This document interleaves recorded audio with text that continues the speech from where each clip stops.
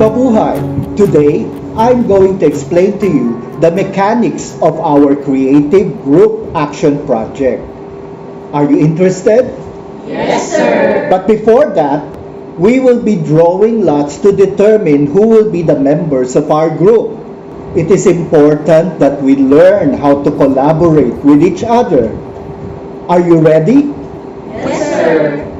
So the members of Group A are Yaren Bernal, Nicolas Jacob, and Chesta Costales. For Group B, we have Christopher Edward Ferrero, Elena Baltazar, Ava Maria Alcantara, Ina Faye Sia, and Justin De Jesus. At ang social issue ninyo ay teenage pregnancy.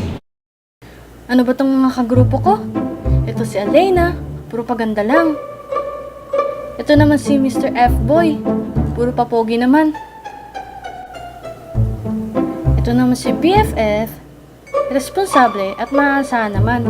Kaso, marupok. Ito si... Ano guys, anong plano natin sa topic natin na teenage pregnancy? Uy, interesting yan ah. Uso yan, no? O ikaw Aba, anong gusto mo? Hindi ko bet sis. Masyadong overrated yung topic na yan. Sige, ganito na lang. Paggatian na lang natin. Go, sa'yo be. Una ka. Sige, ako sa research. O sige, ako na lang sa camera. Ay, ako tutulungan na ako kay Ava. O, ikaw pre. Ikaw Lay, anong gusto nyo gawin? PowerPoint na lang ako. I don't know. Moral support. Pwede naman yun, di ba? Wow ha, sabihin mo, magpapabuhat ka lang. Guys, gawin na natin. Let's go.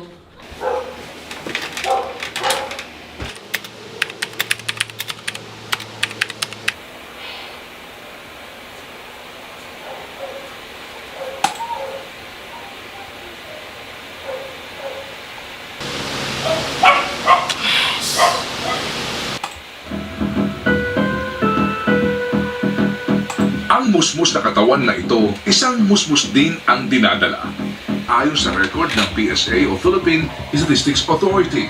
Araw-araw, nasa 504 per day na 10 hanggang 19 na taong kabataan ang nanganganak.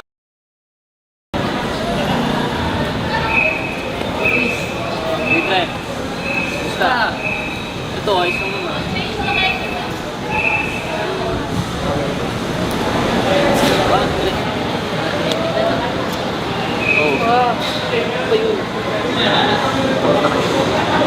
Okay lang naman kami. Nangyari, pre. Dad, sikreto ako dyan. Okay, mga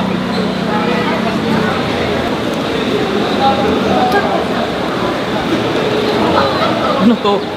Hold on. Alam ko. Alam mo naman pala eh.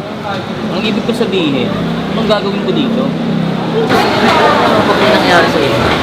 Para ka naman baliw pre. Alam mo si Aba, study first, then di later mo tulon. At saka, huwag mo akong igaya sa'yo. Marunong ako rumespeto ng babae. Eh, tas hindi mo na sorry. Long-term yan. Sila Aba. Tara.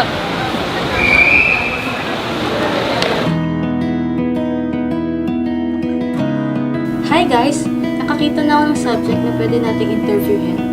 Bukas, punta tayo sa Manila.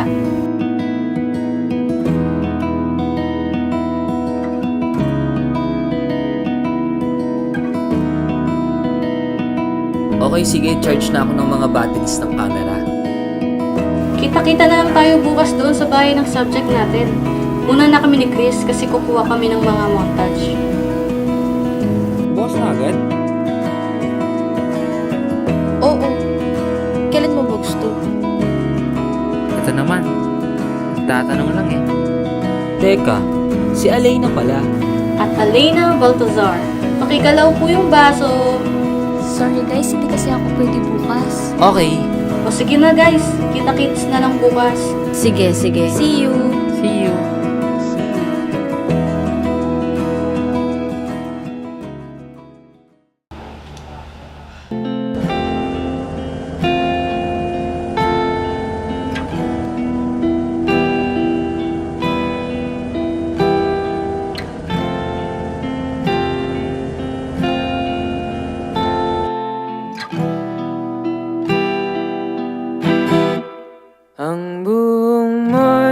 parang gabing numinipis sa pagdating ng madaling araw na kumukulay sa alapaap. Ang ngiti mo'y parang isang tala na matagal na ang kinang, ngunit ngayon lang nakita kung kailan wala na. Kailan kaya halata ang bigat di sa ilalim ng iyong mga tawa? Kaya bakit nag-solve yung mama na? Natakasan nila yung problema nila tungkol sa mga problema nila sa pagkain, sa pamilya nila. Dinadaan nila yan para hindi sila magutom. Sinisingot nila yan. Sayang sa'yo.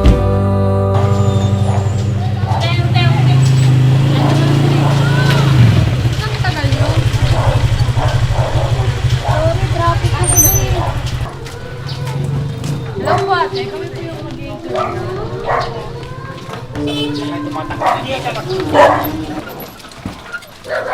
Pwede niyo po bang sabihin yung pangalan at saka edad niyo po? Ako po si Ana Rose Castro. Ako po ay 20 years old. Nung una po kayong nakipagtalik, ilang taon po kayo? 14 po. Nung una po kayong nabuntis, ilang taon naman po? 15 po. Paano niyo po nalaman na nabuntis po kayo?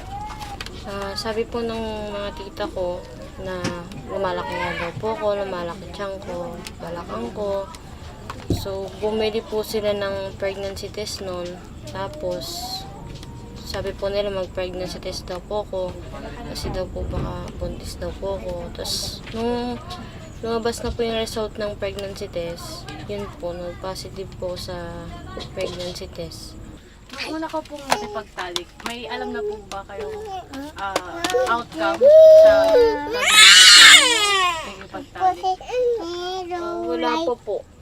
Kasi ang ano ko lang po nun, mahal ko yung tao. So, parang pag mahal mo yung tao, parang ibibigay mo agad. Ano po yung reaction niyo nung nalaman mong buntis ka? Kinabahan po. Kasi iniisip ko yung mama ko po sa ibang bansa. Baka po magalit. Yung reaction naman po ng mama niyo at saka ng boyfriend niyo po? Yung sa boyfriend ko po, noong una, hindi niya pa nalalaman kasi wala po siya. Tapos nung bumalik, okay naman po, natuwa siya. Pero nung umalis po ulit, pag bumalik po ulit siya, wala na po, parang baliwala na po kami nung anak ko sa kanya. Sa mama ko naman po, hindi naman po siya nagalit. Ang sabi lang po ng mama ko, alagaan ko yung sarili ko, huwag ko ipalaglag yung baby ko, tapos siya na daw pong bahala sa lahat po ng gastusin na like sa pangangailangan po ng anak ko, tapos sa pagpapaanak po. Nung nagbubuntis po kayo, nakaka-take po ba kayo ng medicine, vitamins? Opo, finish po ako ng mga tita ko na magpa-check up daw po para daw po sa kalusugan ko tsaka sa kalusugan din daw po ng baby ko. Since tatlo na po yung anak niyo, may family planning na po kayo? Wala pa po eh. Kasi hindi po ako makapunta ng center kasi wala pong bantay yung mga anak ko eh. Sa mga anak niyo po, ano yung sasabihin niyo para hindi po mangyari yung nangyari po sa inyo?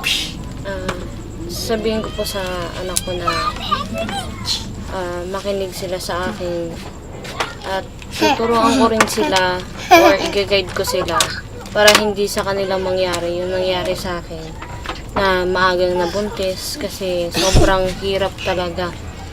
As in, ang hirap pag maaga ka nabuntis. Imbis na ang hawak ko lapis at papel lang, nung nabuntis ko na maaga, hawak ko bote na ng gatas, bata na, diaper na, andyan po lahat ng struggle po talaga na hindi mo dapat talagang gawin habang bata ka. Dahil po sa markada. Kaya po, ganun na nangyari. Nabuntis ako nung maaga. Mas atupagin yung pag-aaral makapagtapos. Kasi in the future, kung makakapagtapos ka, mas magandang buhay pang mabibigay mo sa anak mo. Kasi pag bata ka, wala kang maibibigay na maayos sa buhay sa anak mo.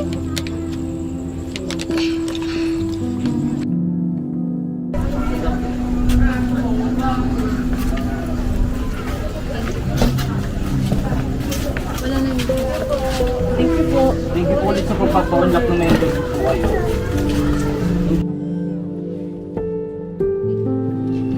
Kita kayo? Ano, tara na? Sige na ba?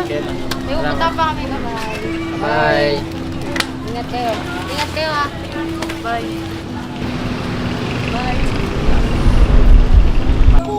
Nung nagbubuntis po kayo, ano yung pinakamahirap na naranasan niyo po? Pinakamahirap po yung sabi-sabi po ng ibang tao pag nakikita po ako na yung bata nito, nabuntis ng maaga. Aba. Anak, kumain ka na ba? Kamusta ang lakad mo, anak? Okay lang po. Anak, may problema ka ba? Wala po, pagod lang po. Anak, pag hinakausap kita, kailangan mong humarap sa akin. Diba? May problema ka ba? Tinatanong mo ko kung anong problema ko? Paano pag sinabi kong ikaw ang problema ko, ma? Aba, pag kinakausap kita, huwag mo akong talibura.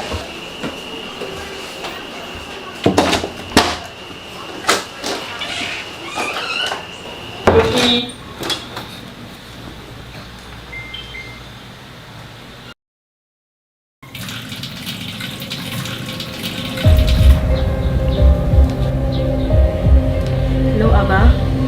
O, nasan ka? Pwede ka ba today? Hindi kasi kailangan ko lang Africa naman. Oh, sige, hintayin kita dito kung pupunta ka. Sige, hintayin kita. Te, dito na ako sa labas na, te. O, sige, diretso ka na lang. Pasok ka na. O, sige.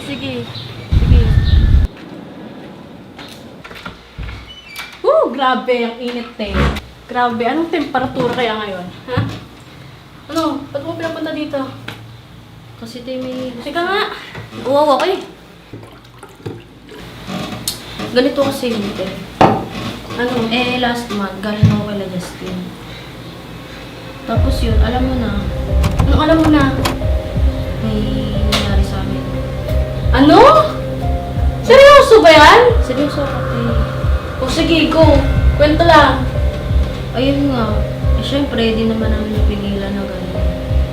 Kaya, ayun, yun yung nangyari. Nung mga nakaraan, parang may nangyayari sa akin na medyo nasusuka ako. Parang alam mo yung sintomas ng buntis. Last month pa ba kayo? Delete ka? Sa tingin mo, te, ano kayang gagawin ko? Yari ako kay mama? Oh, alam mo, mag-PT ka muna para sigurado tayo. Ano, tara, bili tayo. PowerPoint? Te, pregnancy test, huwag kang gaga. Tara na. Bili tayo. Tara. Teka lang, Para bibis lang ako. sigurado. Ano ba yun? Pwede bang isulat na lang natin? O sige, ano ba susulat natin dito? Lagyan mo na lang pregnancy test. Kasi medyo nahiya ako baka mamapita sa atin dito. Oh, ito na. Tara. Ano yun? Lagyan mo na yan. Bili na yan, Faye. Pwede pong makabasa na lang. Sus, piti lang pala eh. Kaya pa kayo bilis. Oh, eto na. Kahit ko lang. Oh, akin na. Tago ko na.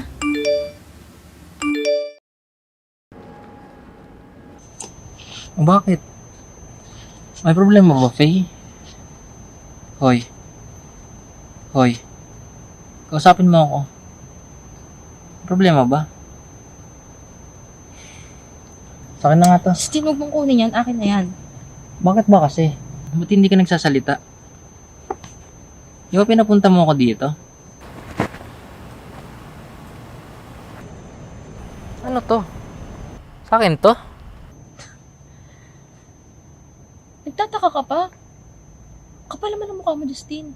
Alam ko yung ginawa ko nung gabing yun. Hindi ko alam, Justin. Nag-condom ako. Paano mangyayari to? Ano ibig sabihin yan? Paano mangyayari to? Ano gusto mo gawin natin? Anong plano? Hindi ko alam. Kasi hindi pa ako handa. Ako, handa ba ako? Ewan ko sa'yo. Nandyan na yan eh. Hindi ko to papanagutan. Baka linoloko mo lang ako. Tangina mo, Justin! Ano ba? Hoy, Justin! Ang kapal ng mukha mo, ha? Kaya tumayo ng titi mo, tapos di mo kaya tumayo sa responsibilidad? Ano sasabihin mo? Di mo tanong yung kaibigan mo?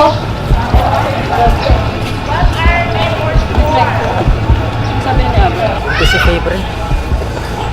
Ano, buntis? Anong gagawin mo niyan? Pananagutan mo si Faye. Hindi ko alam. Hindi sa akin yun. Nag-condom ako. Anong hindi sa'yo? Ikaw lang naman ang jowa. Eh basta. Hindi sa akin yun. Ang sabihin mo, takot ka sa responsibilidad. Puro ka kasi pasarap eh. Alam mo? O ito, ibabalik ko sa'yo. Ayan ah, in case of emergency. Aba!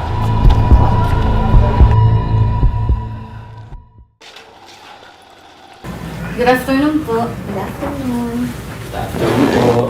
Ito na yung mic. Pwede po pakabit mo. Okay.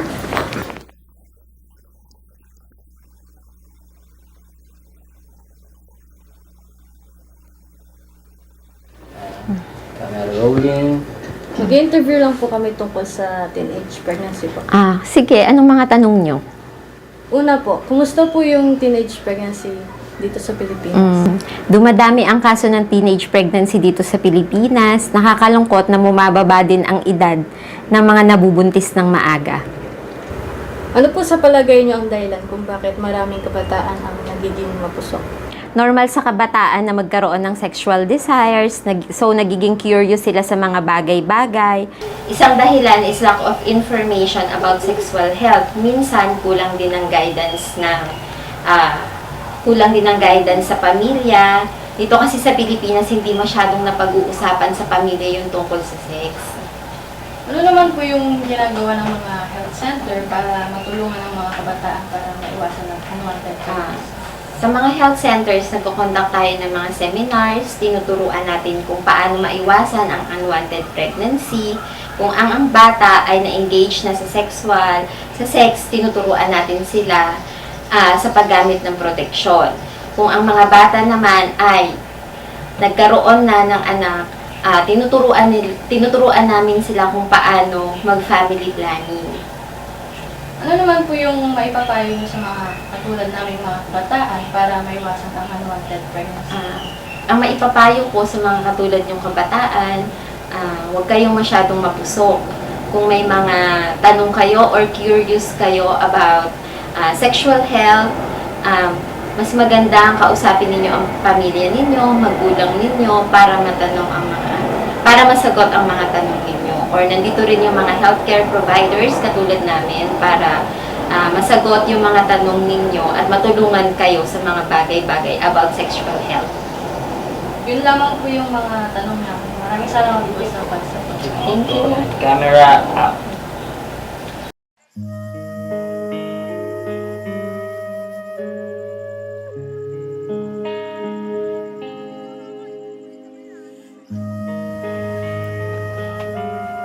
Faye.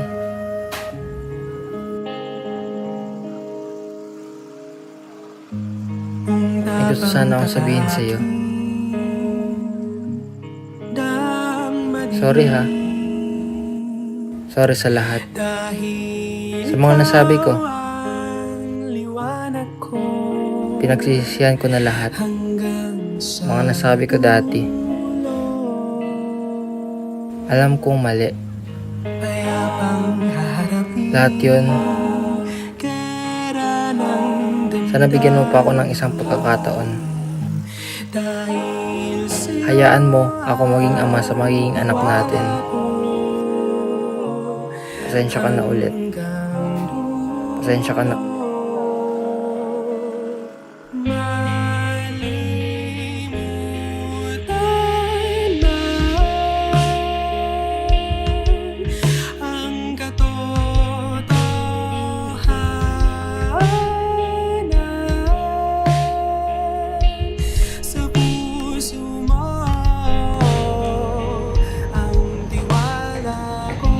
Ano ba ang ginagawa mo? Ay, akala ko kasi kasama sa folder. Teka, ba't may tall picture ko dyan? Sino yun yung folder na yan? Abang, may gusto sana ako sa'yo sabihin. Pero huwag ka magagalit ha. Sige, ano ba yun? Ano kasi Aba? Aba kasi may gusto ako sa'yo.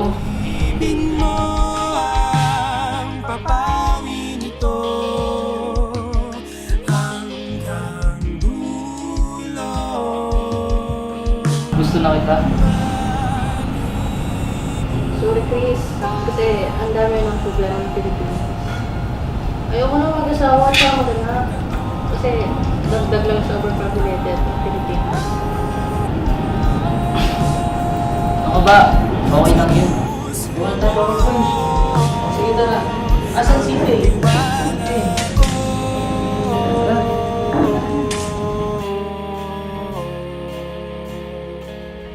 Ava, hindi ako mapapagod. Nahintayin ka.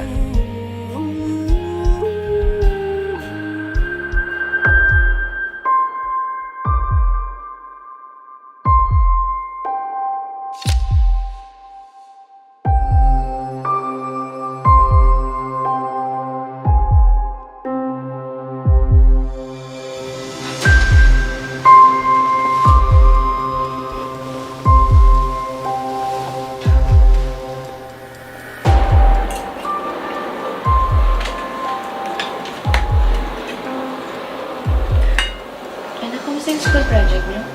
Kailan ba? Pwede ba tayo mag-usap? Anak, may gusto ka bang sabihin? Yung gusto ko sabihin sa'yo. Anak, kung may pinagdadaanan ka, kailangan mo yun sabihin sa akin. Kasi nandito ko para supportahan kita. Anak, masamain sa'yo at sa dinadala mo. Diba? Ma, ano pinagsasabi mo, ma?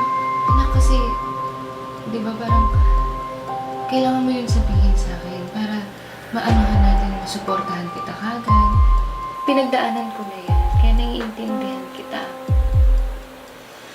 Ma, hindi ko maintindihan yung sinasabi mo, ma.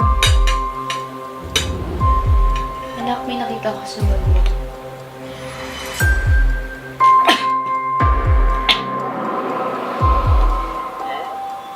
Hindi akin yung ma. Kay Nino to. Kay Faye po. Nakita to. Kay Faye po yan, ma. Buntis si Faye? Opo. Si Faye buntis? Oo nga po. At saka, hindi ko naman po ulitin yung pagkakamali niyo dati.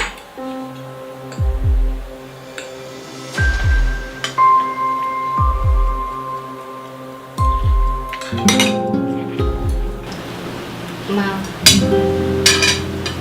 sorry po. Dahil iniisip ko yung sinasabi ng ibang tao sa'yo tsaka sa pamilya natin.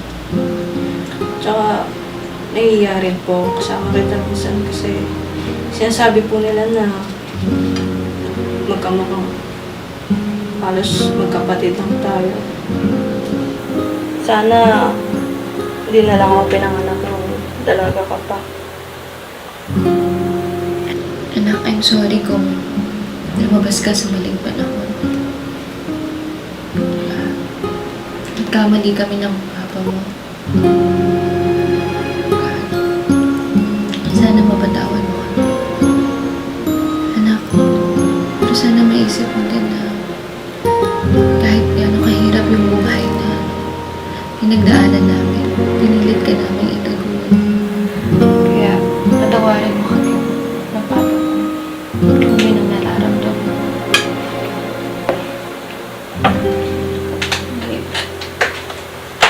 Ma! Sorry na, ma! Mahal ko po kayo ni Papa. Anak, I'm sorry din. Kung yun palang nararamdaman. Mabuhay! Good afternoon, sir. Good afternoon, classmates. We are Group B and our presentation is all about teenage pregnancy. Sa tumataas na kaso ng teenage pregnancy, ito ay isang malaking suliranin na kailangan natin tugunan ng walang pag-aalinlangan dahil ito ay may malalim na epekto sa kabataan. At naniniwala pa rin kami kay Gato Serizal na ang kabataan ay ang pag-asa ng bayan. That's for all. Thank you! Congratulations, Group B, for that very awesome presentation. Thank you, sir!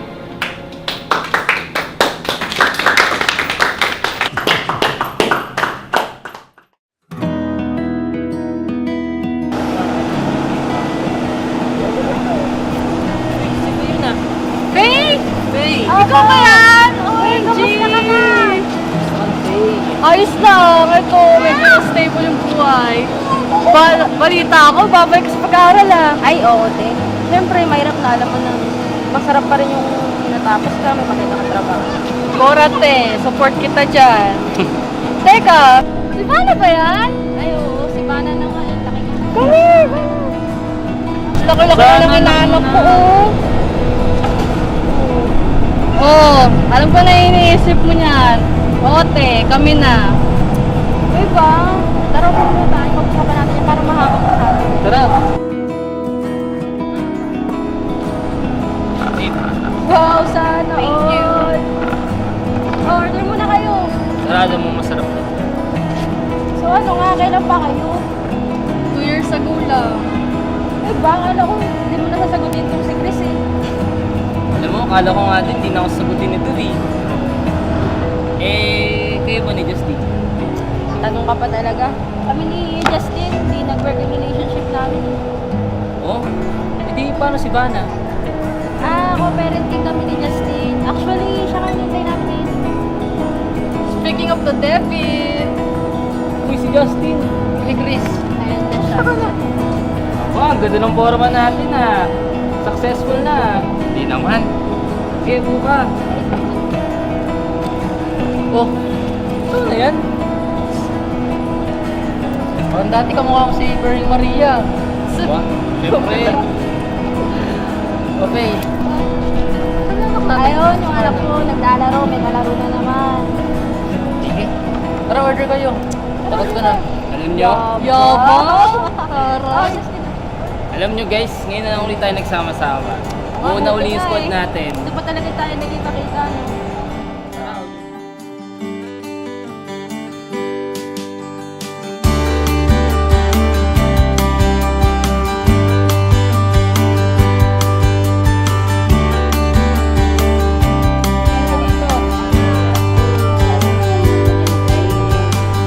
Akala ko, di na magbabago to si F-Boy.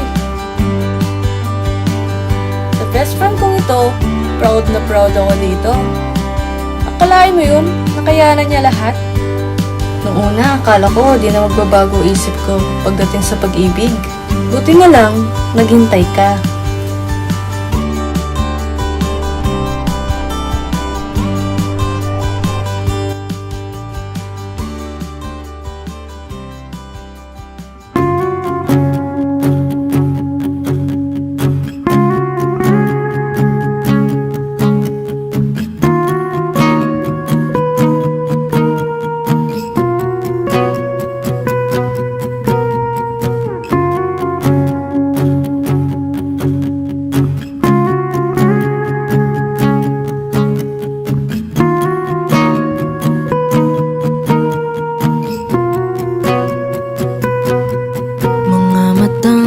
Napapansin ang pagkakausisa sa lahat ng bagay na kanyang nakikita.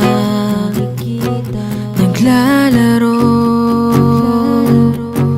nagtataka,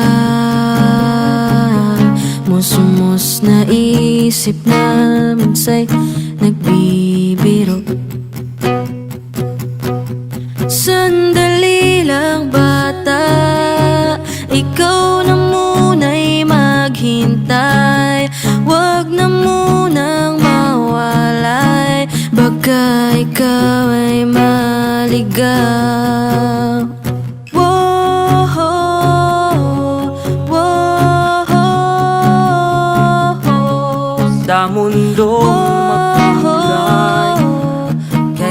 sarap mabuhay. Mga paa ang silbing patunay, ulo ng ating buhay. Ito'y ating gawing patnubay. Hindi malilito ang isip at ang puso mo. Mga paang muling maglalakbay sa paligid ng mundo. Minsan sila'y naririnig, isip mo ay pumapantig. Titig nila'y nananakit sa tahimik mong silid. Hindi makaisip